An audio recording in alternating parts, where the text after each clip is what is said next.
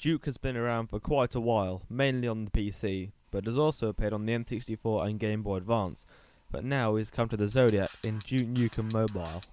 First off, I don't think this is worth $30 compared to what you get buying something like Tony Hawk's or Bike or Die, which will give you a lot more fun and replay value than Duke Nukem. The game is quite basic. You work your way through a short selection of levels, but unfortunately the game can be completed in under 30 minutes, which is quite disappointing. There are various themes of levels, but the design of them is somewhat lacking. The levels just feel like a bunch of squares put together, and there's nothing interesting or any scenery to look at. However, even saying that, the game doesn't look too bad graphically for the Zodiac. Even though the graphics aren't that good, the frame rate is very unstable. Even on the simple maps with 2D enemies, the frame rate can drop dramatically and can be very frustrating on some of the later levels. In terms of sound, the game isn't too bad. Generic gun sounds and no in-game music disappoint, but at least you can hear Duke's spoken phrases quite well.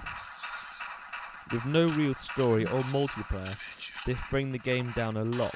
Once you've completed it, there's no extras or other game modes to go back to.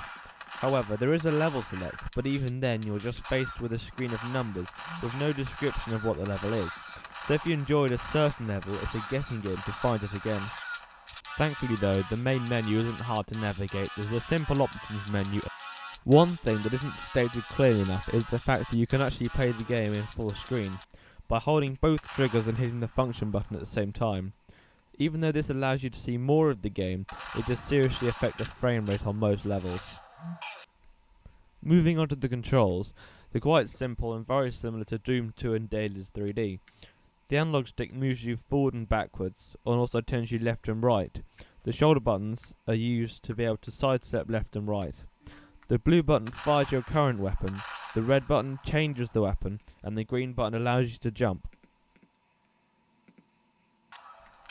Overall, this is a very simple Zodiac shooter. It's quite average, there's nothing very special about it.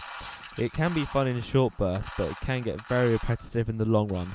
5 out of 10.